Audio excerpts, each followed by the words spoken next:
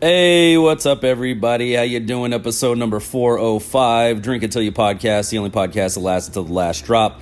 How the hell is your Sunday going? How the hell was your week? Hope everybody's okay. I hope you're safe out there. I'm drinking once again, almost becoming a Sunday ritual to have a White Russian, except this time I kind of changed it up. I actually did, instead of just regular coffee, I did espresso, so it's a little bit darker. A little bit bolder, as they might say. It's freaking delicious, though. Let's go ahead and have our first drink of the episode. If you got them, drink them. Bottoms up.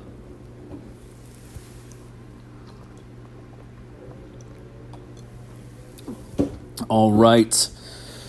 One of the big UFC events last night, or I say last night, yesterday. It actually started at like 9 a.m. I guess they're over in Dubai. And I'll never complain about that again, after, I don't know, like a month and a half ago when they started at like 6 a.m. It's like I just had my alarm set, this is on a Saturday, by the way. I had my alarm set.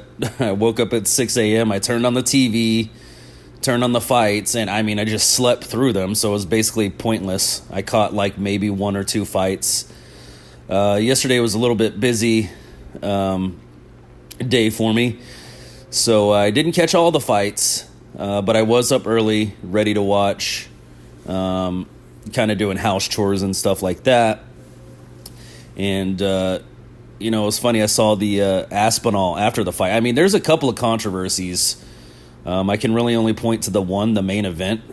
Supposedly there was somebody earlier in the fight where the judges, I saw it all plastered all over Twitter, where I guess the judges basically screwed another fighter out of a victory, even though he dominated like 90% of the fight, according to these fans. I don't know. I didn't watch that specific one, and I actually couldn't give you a name as to who it was.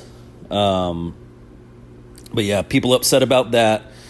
Aspinall, after the fight, he's like, talking to the crowd. He's like, why are you booing? He's like, I didn't choose for this to happen. I got poked in the eye, like knuckle deep in the eye. And I think they just didn't like Tom specifically. When he came out, I don't know if he heard this or not, but when he came out, do his walk to the octagon, they were booing him then too. So I guess in Dubai, they're just not, they're not a big fan of Tom Aspinall. Which I gotta say, in that fight, man, Gon was doing his thing, man. He was, I think, if there was no eye poke in that fight, the way that first round was going, Gon was all over him. And I know Aspinall is fast, and that's kind of his thing. He's strong and fast, and what did he say? If I hit you with everything I got, you're probably going out, is what Aspinall was saying. But Gon looked faster, dude. He looked bigger and faster. You know what I mean? I always talk about this, like, to put it in hockey terms real quick, because I know I have some hockey fan listeners who maybe don't watch UFC also. But to put it in hockey terms, it's like, the Dallas Stars are always trying to get the speedy guys, not necessarily, big in stature, but speedy, and then you face a team like, some years back, Tampa Bay, who's got speed, but they're also huge. And it's like, okay, what's the point of getting small, fast guys if there's large, fast guys too? We should just all get the large, fast players, the small ones tend to get knocked around, or, you got a 200 and whatever, 30, 40 pound guy smashing you into the boards, you're more likely to get hurt and go out for some games, or maybe even for the season. You know what I mean? So it's, I'd rather have the big guys, but yeah, just to compare that to Gon last night or yesterday. I keep saying last night like it was, I fucking fell asleep after the fights. I ruined my whole Saturday just to watch the fights. It's okay. I was kind of exhausted anyway, kind of feeling run down anyway.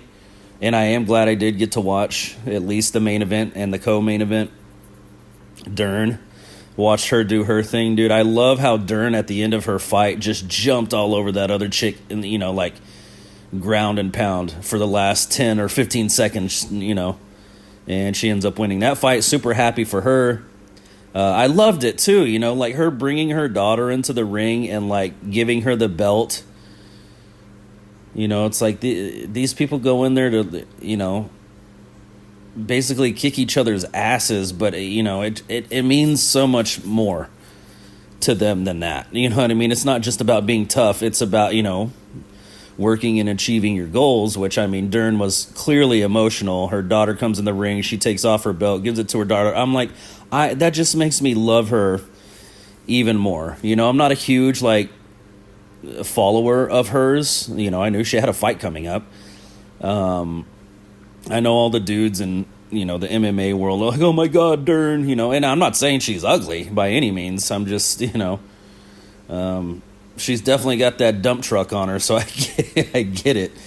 But it was the other aspect of it, of her just like that gets me more than her having a huge ass, is her being a good mom.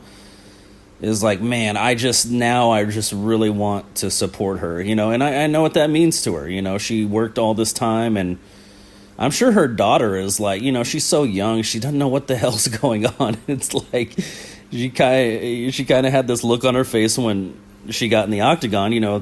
I guess her family brought Dern's daughter in, and she kind of, she wasn't really smiling. She was just kind of in shock, a little bit of being in there and having all the cameras and all the people running around the octagon and people celebrating her mom and stuff. She was kind of in shock, but I can totally, like, hear the drive home conversation. Now, sweetheart, the only reason I'm allowed to punch people is because there's a referee and we have special gloves on. It's like, how does she tell her daughter not to get in a fight at school? You know what I mean? Like, that's got to be the tricky part about parenting, and being a UFC fighter.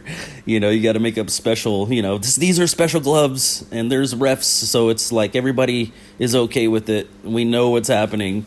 But Mom, you said I shouldn't fight in school, But yeah, more than her, I know the UFC meant a lot, the championship means a lot to her, but more than that, I mean, she's already won, dude. Like, she's a good mom. Like, she's clearly, does everything for her daughter, and that's admirable. I admire that so much more than a UFC title. I'm not saying the UFC title isn't great. I love, watching, obviously, clearly.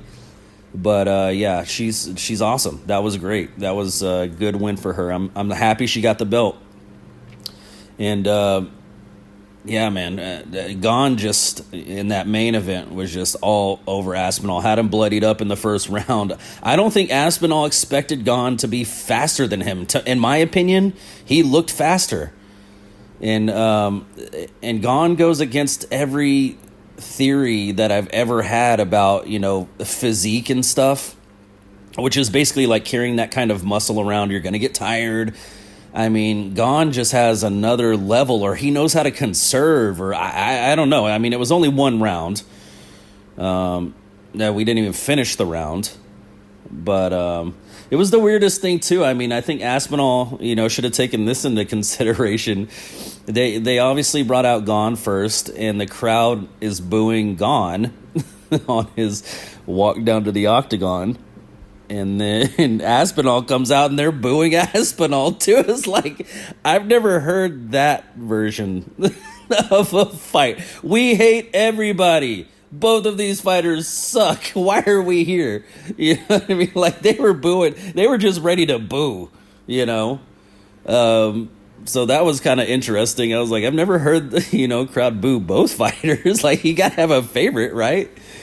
But yeah, at the end of the day, I mean, Aspinall can stand up there, in the middle of the octagon and plead with the crowd.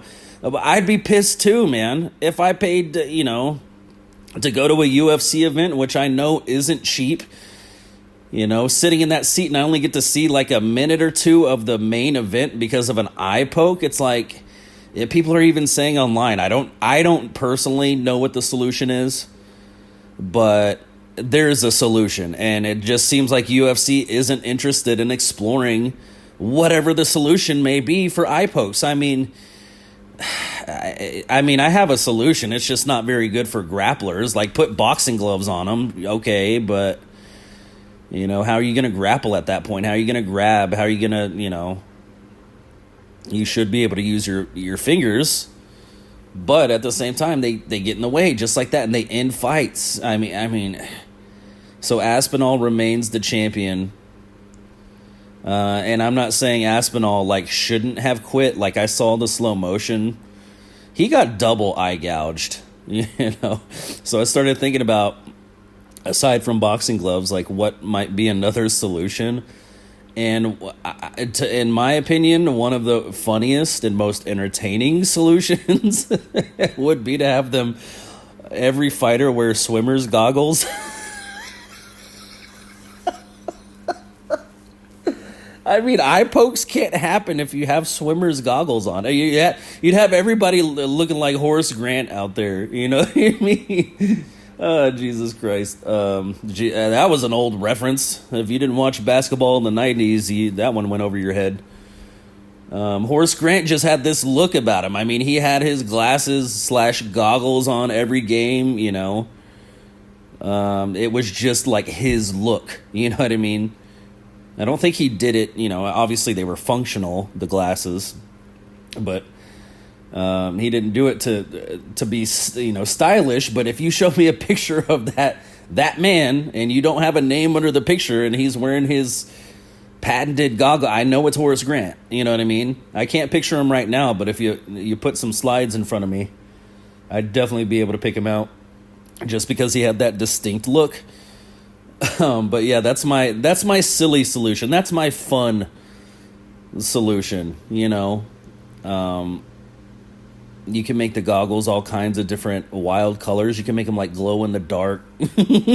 So when they're doing their walk out to the octagon, that'd be great. That'd be fun. That's more family friendly. But yeah, I know Dana White's not happy. His main event ends like that. People aren't fucking. If you paid for it to even sit there, or if you paid for it to, on pay-per-view to sit at home, I'd be pissed too. So yeah, I don't know, man. It was. I feel like kind of a back and forth. There were some good fights in there. What's my dude's name, man? I love this guy. He lost yesterday. He's like a big dude. He's chubby. And he's just like a party fucking animal. I want to go hang out with this guy so bad. I'm trying to find his name right now. He must have been on the prelims.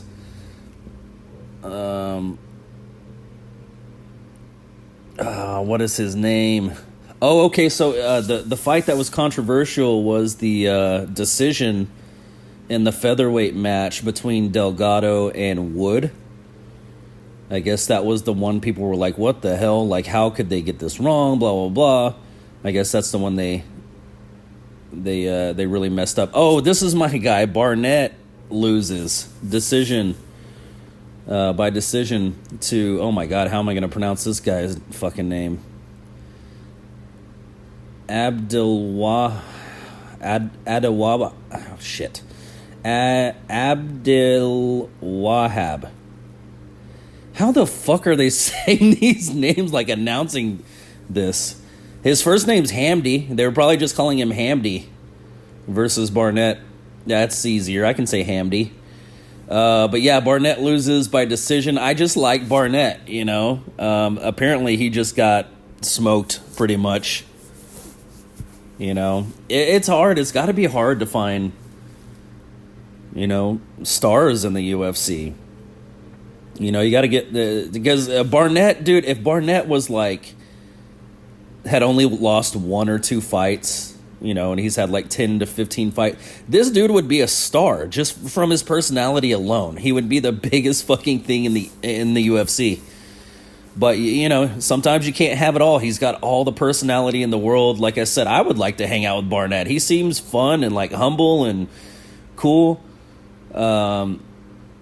I'm sure he likes to throw back a couple of beers. You know what I mean? Like, you don't get that kind of beer belly without doing that, right? But yeah, he loses. It makes me sad. You just can't, you can't have it all sometimes with he's got all the personality, but yeah, you gotta get those victories too. So, oh my God, and I'm gonna butcher this guy's last name. I'm looking at the fights right now. It's kind of reminding me the head kick. Sal killed. That was mean, dude. I hope the dude, he was from Nazrat. I hope Nazrat's okay. I haven't heard anything, but that dude was out. I mean, cold on the mat, man. It was like very worrisome. Like after the head kick, how do you say his damn name? Sal killed. Sal killed's like raising his hands, like yeah, and that dude that he kicked in the head, Nazrat, had not moved. I was like, oh shit. And somebody said it in the comments, they said, if I had $1,000 to bet when UFC first started, he's like, I'm almost positive I would have put that money down on someone dying in the UFC by this point. I mean, it's a tough, you never know, dude. Like, you get caught the wrong way, I mean, that could be it for good. It is dangerous. I hope that never happens, and I hope Nazrat is okay. But that was still a freaking mean head kick, dude. That was awesome. One of the announcers, I forget his name, but it wasn't DC, but they were like, "Oh my God, that was the most incredible!" And the chick's freaking out too. That I can't remember her name either. The announcer, but the other guy was like, I missed it. Like he's looking down at notes or something. I literally did the exact same thing. I missed it too. I was like looking down to check my phone. And then of course you hear the commotion. They're screaming and shit. And then you look up and they're like, that was the most amazing head kick. And you're just kind of stuck there like, okay, replay it. I want to see it. Like, come on, I want to see. And they take, of course, forever to replay it, but they finally did, and it was straight shin to skull. I mean, it was rough, bro. It's and that dude Sal killed. They're fighting in lightweight. That dude looks fucking huge. Nazrat looked, he was in great fucking shape, but Sal killed just looked. He's got to be light heavyweight or heavyweight, dude. Just like his frame is ridiculous, and he's in absolutely phenomenal shape. But yeah, just a pretty good group of fights. Those were the highlights. I didn't see the fight that was super controversial. Unfortunately, my boy Barnett loses. That's not fun. That always sucks. But yeah, overall, it was a pretty good, like I said, happy for Dern. Not happy with how the main event turned out. Especially, like I said, if you went there and paid money and you're like buying concessions and shit, I would boo every motherfucker too, like at the end of it. I don't care if you're Tom Aspinall. But I will say, man, I don't think after that little showing, unfortunately the eye poke did happen, I don't think Aspinall's it, man. I know he thinks he's it, and you gotta think you're it. You gotta think you're the baddest dude on the planet, but Gon came in and showed him otherwise, So, anyways, let's go ahead and have another drink. Cheers, everybody.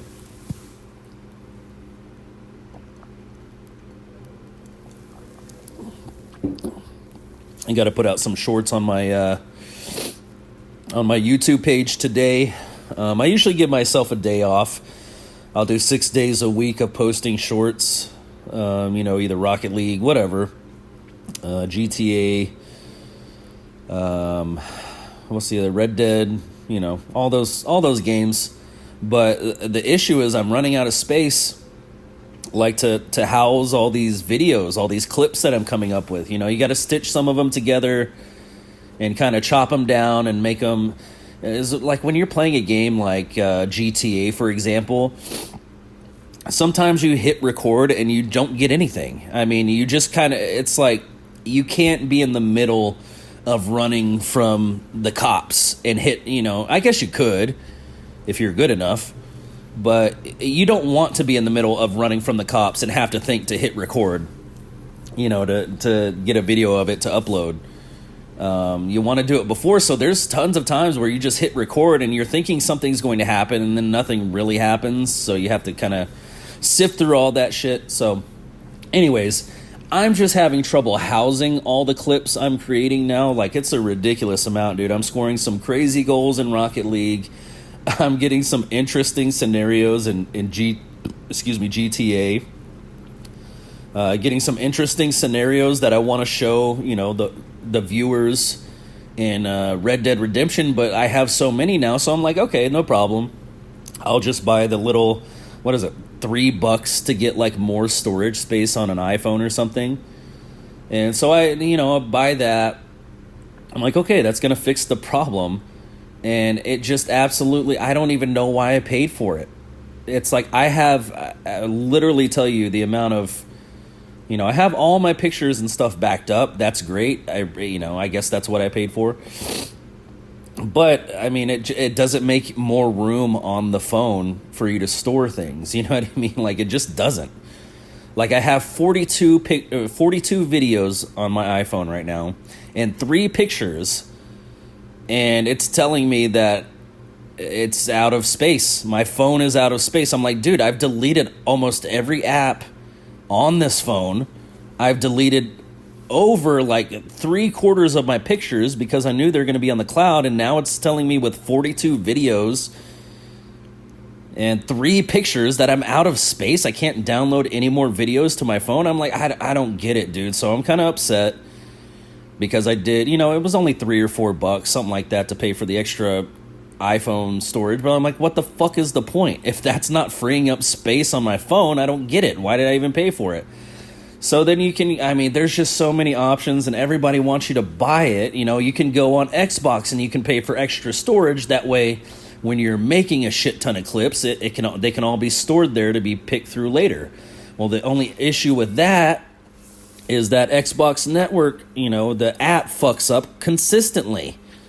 I've had to, without getting into the super goofy details of it, but I've had to go back and re-upload clips I've already uploaded because Xbox Network is just like, oh, sorry, we can't play this clip. And then you try to download the clip, and you're like, that's fine, I don't need to see it right now. I just download it to my phone, I can save it, I can delete it off of Xbox Network, we're good. And it's like, oh, sorry, we can't download right now. It's like, dude, it's so frustrating. So it's like, I'm not going to spend extra money on Xbox Network to have extra storage when they can't even get me clips that are 30 seconds long.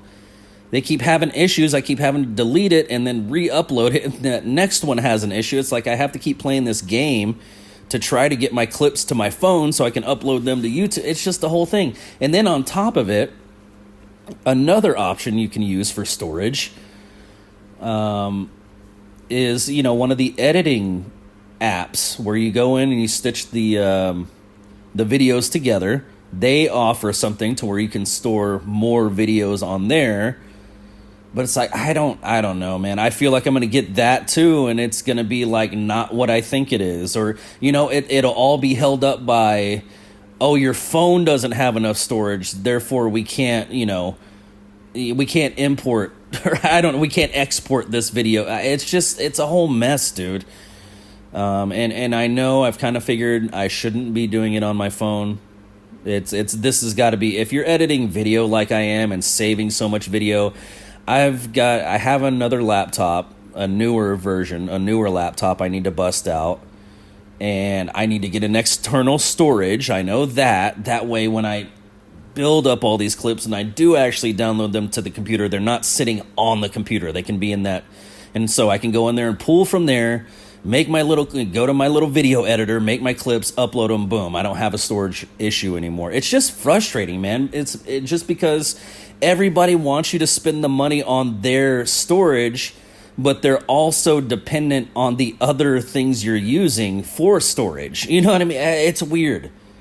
So it's like you have to pay for everything, almost, in a way, it seems like. And I'm definitely not going to. I'm just going to go the laptop route and, like I said, the external storage. But yeah, it's just a bitch, man. Like, it shouldn't be this hard. This is the frustrating thing I was trying to talk about. Doing tech stuff with this podcast. That's why I don't do any of that shit, because it's so frustrating, like super frustrating right off the bat. Like I said a couple of weeks ago, if I'm trying to upload a file and you tell me I have the wrong file type, I'm out. I'm done. I'm not going to try anymore, because I'm not going to I'm not going to study the file types to know which kind. Like, it's too much.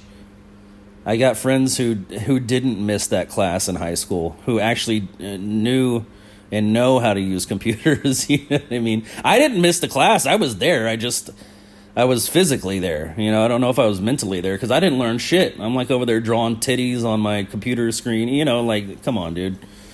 Yeah, this was your chance to learn and not miss the boat. I totally missed the boat on the technology thing, and now it's taken off. It's crazy. So anyways, moving on. Let's go ahead and have another drink, so we don't have a ton to drink at the end here. Cheers, everybody.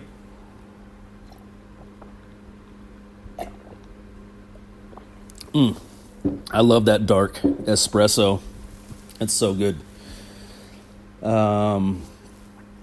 Let's see. Okay, moving over to the NHL, my Dallas Stars, after a 4-game skid, get a victory against a good team last night. In regulation, the Carolina Hurricanes, they are a good team. They will once again, more than likely, be in the playoffs this season over in the Eastern Conference. But yeah, man, my Stars have been struggling. Fans are struggling with the team early on. Everybody, you know, it's a new coach and a new system, and sometimes it's going to take time, blah, blah, blah. I said this is my prediction. Like, I will absolutely talk shit on my Stars, because I want them to be better. And so that's kind of my perspective I'm coming from when I say this. I mean, they got to learn these lessons, dude. Like, these are the lessons they have to learn to become better. But anyways, basically what I've been saying, and I've said on the episode, I've told all my friends about the Dallas Stars, is, you know, after we got rid of DeBoer last season for what he said about Ottinger, I guess was what it boiled down to. After we got rid of him, you know, we get in Golitzin, and, you know, everybody's kind of excited, and, you know, it is kind of a cool thing. I will admit, you know, you start thinking about what the possibilities could be with this new coach. He has actually coached for us before, but I'll keep saying this until the season's over, and I really think I'm right. I mean, I think the Dallas Stars this season are going to learn how hard it is to make it to the Western Conference Final. You know what I mean? Not only with their play, but with the style of coaching they're being led by. I think they're going to find out, you know, and I don't want them to. Yes, of course, if I could snap my fingers and just have them win the cup this season, no matter the coach, yes, absolutely, I would. But that's not how it works. The Oilers are going to be on our way. I said that last year. They're going to be on our way for a long time. The Avalanche are going to be on our way for a long time. Who else is playing well in our division right now? The Mammoth are leading 7-2, 7 wins and 2 losses. The Mammoth are leading our division currently. Before that win last night, I think the Stars were in last place in this division, which I've said this a million times before too. You can't fall behind in this division. They will leave you in the dust like nobody else. So yeah, Mammoth, Avalanche, Jets in the Central Division, Pacific Division, Knights, Kraken, Ducks. Eastern Conference here, let's move on over. Canadians, Red Wings, Panthers. Metropolitan Division, Devils, Penguins, Hurricanes. I've been watching some Dallas Stars hockey, of course. I've been watching some Buffalo Sabres hockey, and I'm pretty sure, I mean, this is continuing on from last week. I talked about how they had that game against the Senators, like the first half of the first period, they're just getting their ass kicked. The Senators are they got them pinned in. Sabres can't do anything right. And they, after like a goal scored or something, they come out and they're just a different team. Like the rest of that period, the second period, the third period, I think they ended up beating them like 8-2. But since that game last week, they're I don't know if they're going to make it to the playoffs, but they're inspiring to watch. Like, they're fun to watch, man. So I've been digging them a lot. Just watching as much hockey as possible while, soaking in the last of the baseball for this season. Which my prediction, I didn't give it on the podcast, I gave it at work, but I think the series will be 4-1 in the Dodgers' favor. It's kind of weird. It's so far it's worked out the way I'm thinking. I kind of thought Toronto was going to come out in that first game. I didn't think they were going to beat them by that much, but I thought they were going to squeak out a win in that first game, and that was going to be it. It's a little bit different than I thought because they beat them pretty good in that first game, which is a confidence builder. Dodgers beat them last night, so the series is tied 1-1. But, in my prediction, that's the only win Toronto's going to get, and the Dodgers are just going to, bully them the rest of the way. Hopefully we have a 7-game World Series. That'd be fun as hell for it to come down to one game. I just don't think anyone can match the Dodgers, man. Like, they're just...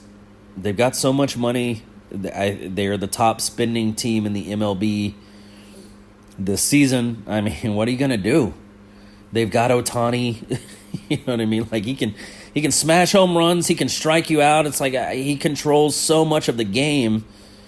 You can't escape it. And not only do you have to face him in game, I don't know what games they're going to play him in, but for example, not only are you going to have to face him in game 2, you're going to have to face him in game 5. You know what I mean? Like, that's rough, man. That's really rough. So anyways, tons of sports going on. What do we have going on today as far as NHL games go? Oh, shit, there's actually a ton. Oh, it's not that many as I thought. You got the Avalanche Devils, Golden Knights Lightning, Sharks Wild, Mammoth Jets. The Jets have had a disappointing start to the season, I'll say that much, just like my Stars. Stars Predators, okay, so we're playing back-to-backs. That's good. Kings Blackhawks, Rangers Flames, Oilers Canucks. So a little bit of hockey here tonight. I think Game 3 of the World Series is tomorrow. But, that's going to do it for me. Let's go ahead and finish off these drinks. Bottoms up. If you got them, drink them.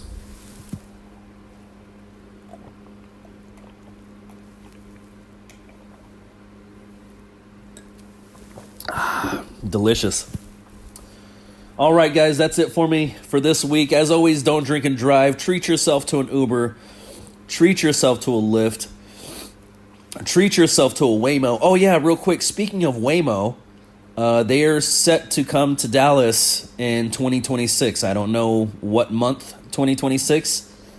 So there you go. There's another reason you shouldn't be drinking and driving. Waymo, in case you don't know, is the automated, basically taxi. There's no driver.